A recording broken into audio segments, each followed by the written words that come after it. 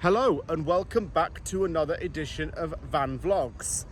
The weather's a lot murkier today than what I had anticipated. It was meant to be 21 degrees and fairly sunny, but instead it's cloudy and quite mild. Now that September's come in and summer's officially over, it means that weather's getting a little bit cooler. However, that has not stopped me from leaving my house, of course, and I'm still going out and doing stuff. Today I'm coming to a place and an area that I seldom visit. I'm in Port Moody today and I'm here to walk the Shoreline Trail. It's around 6 kilometers long and takes around 2 hours to complete, going through various parks and stop-off points along the way. There are also a lot of breweries around this area too, and as soon as I saw this I was actually thinking to myself, you know what, I could bloody murder a pint, but it's not warm enough for a pint and now I don't really want one. Don't know why, but just is what it is. Gonna have a look, walk around this trail, stop off on a few places as I normally do, and do one of my many walks. I don't think I've done a walk video in a while, so when I found out there was a trail here I thought, why not explore it? So off we go.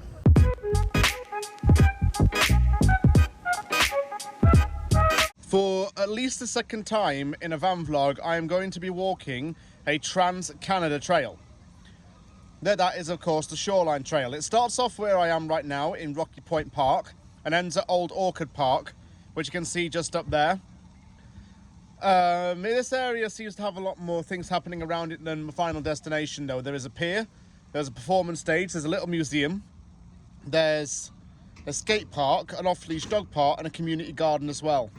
There's also a few little bars around the area, as I mentioned in the cold intro. There is a set of breweries here, so maybe I should have started off at Old Orchard and finished here instead. But anyway, the trail goes from point A to point B, or point B to point A, vice versa, whatever. Just a little warning about Port Coquitlam and Port Moody though. There are bears, coyotes, cougars and bobcats, mainly bears. There have been bears in people's backyards in Coquitlam. You're told not to leave your rubbish out and to put it in bins, not just to make it look clean, but also for obvious reasons, because the local wildlife and the unwanted visitors will come for it. Let's start off by walking to the pier and see what that's about.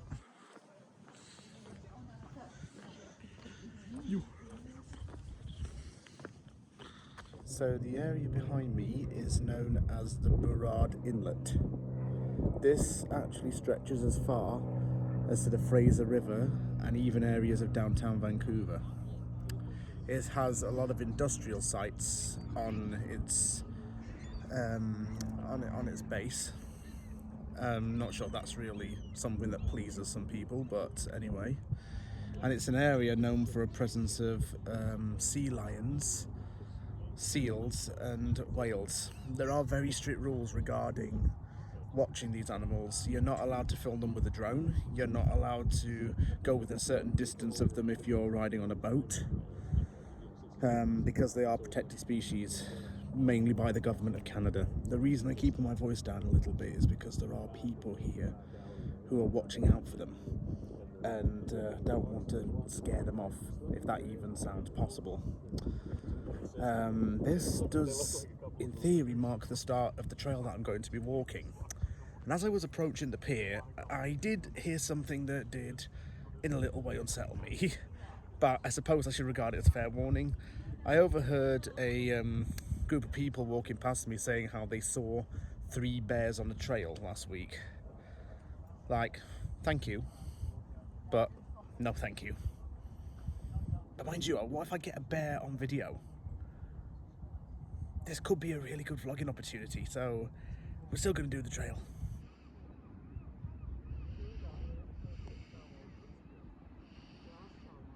This path marks where the trail is. I'm now officially on the Shoreline Trail, so let's get walking. The official Trans-Canada Trail logo features on planks of wood to show you where you need to be. So in that sense, it's quite well signposted.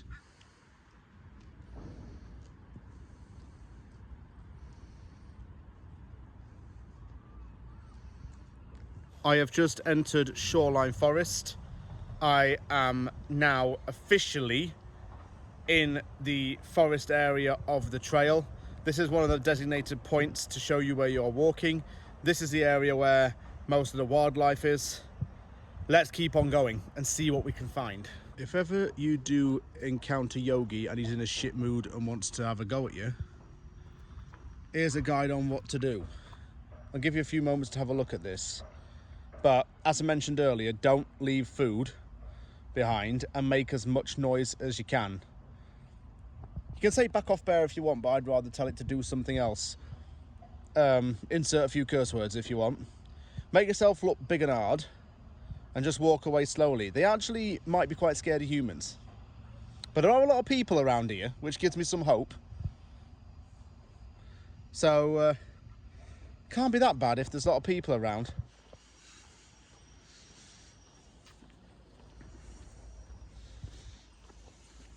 You have a residential road along here, and the track continues straight up ahead. I think we're going to be heading to another big stop-off point within maybe the next kilometre or so. Looks like there's a boardwalk. It looks like I may have to slightly curtail my plans because the boardwalk, unbeknownst to me, is going under restoration work. This always happens everywhere I go. Something's closed off for restoration work. There is a detour map, and having just had a little look up there, my best port of call is to keep going straight on. I thought I could go that way and see a little bit more, but that's where it's mainly shut off. If I go up here and then turn at where the traffic lights are, I think I'll get back on track. Well, I found where I need to be. That's a good sign. Literally and metaphorically. Back on the track. And speaking of which, there's a railway track.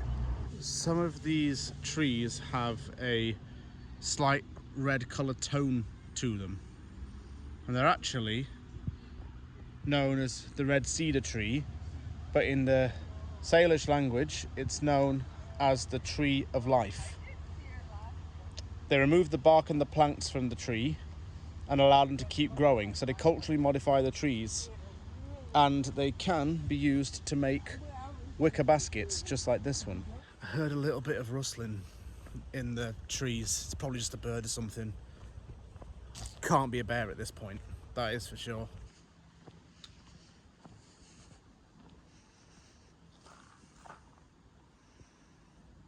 Well, it looks like this area's closed. No, it's not. Bit worried just then. Thought they'd actually shut off the whole trail and I'd have to take another detour, but no. Just a little area's closed off, but the path's still there. I'm going to walk down this area though and see what's about, and then get back onto the main path.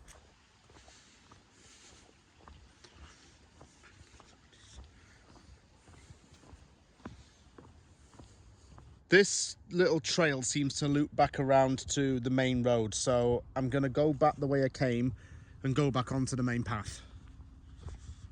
Nice little area though. They had a bench where you could sit and have a look out, which I did for about 10 minutes. But anyway, I need to get back to where I was in order to keep walking and to complete the trail. You may notice there's a sign that says you're entering a great blue heron nesting colony.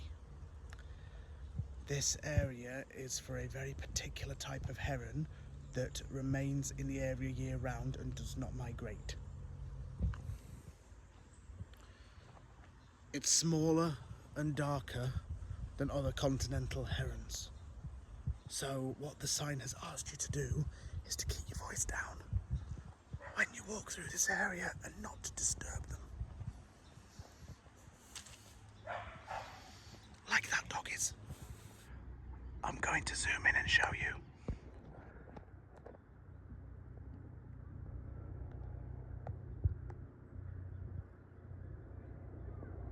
You can see nests, but there are no birds in them. This is the end of this trail, Old Orchard Park. It didn't really feel like 6 kilometers, that, you know. Mind you, I spent a lot of time stopping off to look at different things. So I'm guessing it's taking me longer in that sense. I'll give you a very brief tour of what seems to be around here. The beach area is there. There's a picnic hut there which you have to call a number in order to rent out, and a park right next to it for kids to play on the swings. A few benches, and just to the right of me is actually somebody's house, which is an interesting place to actually have it. When I thought about Old Orchid Park, I thought there'd be some huge old tree in here like Major Oak in Clumber Park, near where I used to live in England. But obviously there isn't one. But there are a lot of trees still. It's time for me to head back now. I've finished the walk and it's time for the conclusion.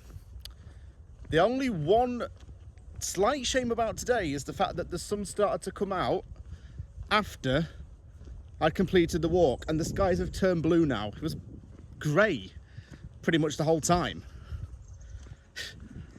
Again, typical. But anyhow, you can start at Old Orchid Park and end closer towards Moody Centre, or you can start in Moody Centre, i.e. the central areas towards downtown Port Moody, and end up at Old Orchid Park. Choice is yours. Gets you there either way. Most people might choose to start Old Orchid and then go back to where the pier was, because there are breweries and restaurants around the area, so you can celebrate ending your walk by having a drink. I'm not going to do that today because I don't feel in the mood for it, unfortunately. Had a change of heart. But overall, this walk is quite pleasant. Get to see the Burrard Inlet and go seal and whale watching. You can do that at a lot of places in Vancouver anyway, but it's nice to have it relatively close to the local area. There are heron conservation sites, can't speak today, and areas where there are bears. So if you're into wildlife photography and wildlife filming, you can definitely get some shots of those. Just have to be very patient. And once the restoration work has been done, there will be a new boardwalk to connect these two parts together, and you get to see more of the inlet. Suppose I came at a time where they were doing restoration work and I wasn't fully aware of it. But in my defense, I don't come to this part of Metro Vancouver too often, so I didn't really know. There is one thing I will say about Port Moody and Port Coquitlam before I forget. They are very, very hilly. So if you don't really like walking up places with steep gradients or in an ascending altitude, best not really to live here in that sense. Had a good day out though. It's nice to be back doing a walking trail. Wish it was a bit more sunnier, but hey ho, it's what it is. Thank you very much for watching this van vlog. Take care everyone, and I'll see you all next time.